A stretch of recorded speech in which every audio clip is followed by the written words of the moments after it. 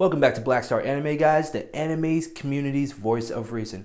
I'm your host, Cody Rodriguez, and this is Spoiler Talk. In this edition of Spoiler Talk, we're going to be talking about the last installment of the Evangelion manga, Volume 14. Let's do it.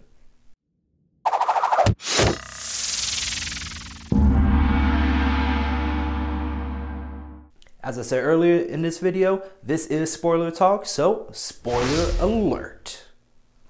After numerous hiatus moments, volume cancellations, volume rewrites, over 18 years, Evangelion manga is finally over. If you're like me and actually have been awaiting this is a huge sigh of relief, and at the same time, kind of disappointing at the same time. But it is Evangelion, and I expected nothing more and nothing less, because it's Eva.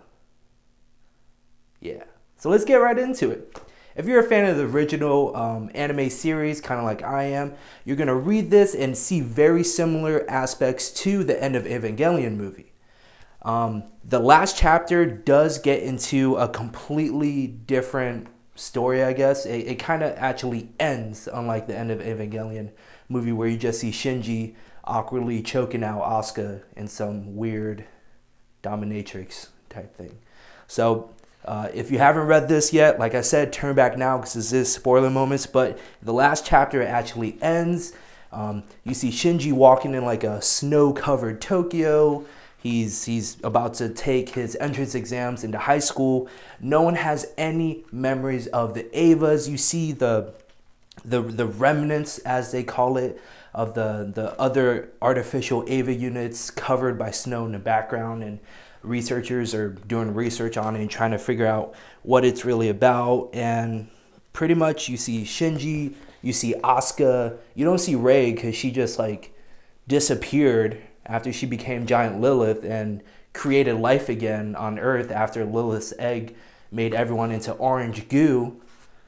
So yeah, I mean, that's really the main difference. Everyone forgets everything. Shinji just lives his normal life as a high school student. He kind of meets Asuka in this awkward way, and it kind of foreshadows of whether or not they're going to actually have a normal relationship without them choking each other out to get off on each other, because that's Eva.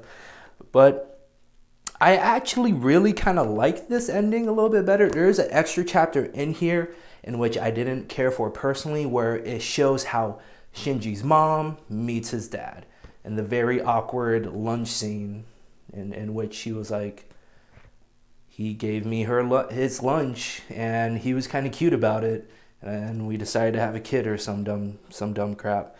One thing I did not care about, and I'm not sure what Sadamoto's really foreshadowing with this, is Shinji's mom was actually friends with Mari. And if you've seen the rebuild of Evangelion movies, you'll notice that Mari is that crazy chick in the new plug suit, and she's freaking crazy. So yeah, she actually calls her by Mari. Her full name, her last name's like Mina, Kimi, or whatever. If you're a fanboy or fangirl, you're gonna rage in the comments either way. But she actually gives her set of glasses that you see her wearing in the rebuild of Evangelion movies. So I thought this was really interesting. I felt like it could be another Eva troll that Sadamoto likes to do in these manga installments. Or it could maybe foreshadow that this is really canon to the rebuild movies. I highly doubt it, especially if you saw 3.0. You saw that it definitely diverged in a different path. But overall, I strongly suggest you actually read the manga again if you haven't read it. I know it's been numerous years of hiatus, and just it has not been a good journey for the Evangelion manga. But if you get volume 1 and they're selling the omnibus volumes of the 3-in-1s that you get from Barnes & Noble or Amazon, I highly suggest you reread the whole series. Volume 14, it's not that many volumes. As a side note, if you're like me and actually read volumes 1 through 14 of the original Evangelion manga series, I personally suggest you check out Campus Apocalypse. Like I said, you could easily find this on Amazon or Barnes & Noble. It's an offshoot, so it's definitely not canon to these, so don't expect that. Like, they don't even have AvaMechs in this. The Avas are like the weapons that kind of signify their soul. So some of them have swords, some of them have guns, some of them have the Lance of Longinus, but it's an interesting read. It's only about 6 volumes.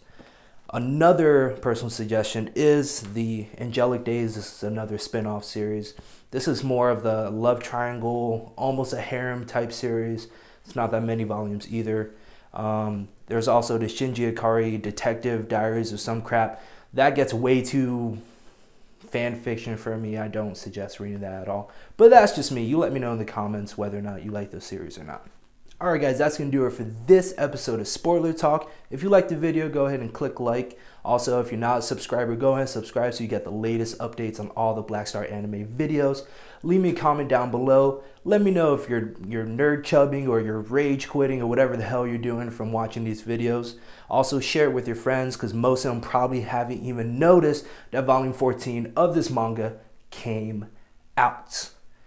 I've been your host, Cody Rodriguez. This has been Black Star Anime Spoiler Talk, the anime community's voice of reason. See you next time. Like it's gonna be a long night as I hop in my swordfish too and take flight. I'm listening to jazz from Jupiter through the speakers in my ship as I'm speeding through the galaxy's furthest reaches.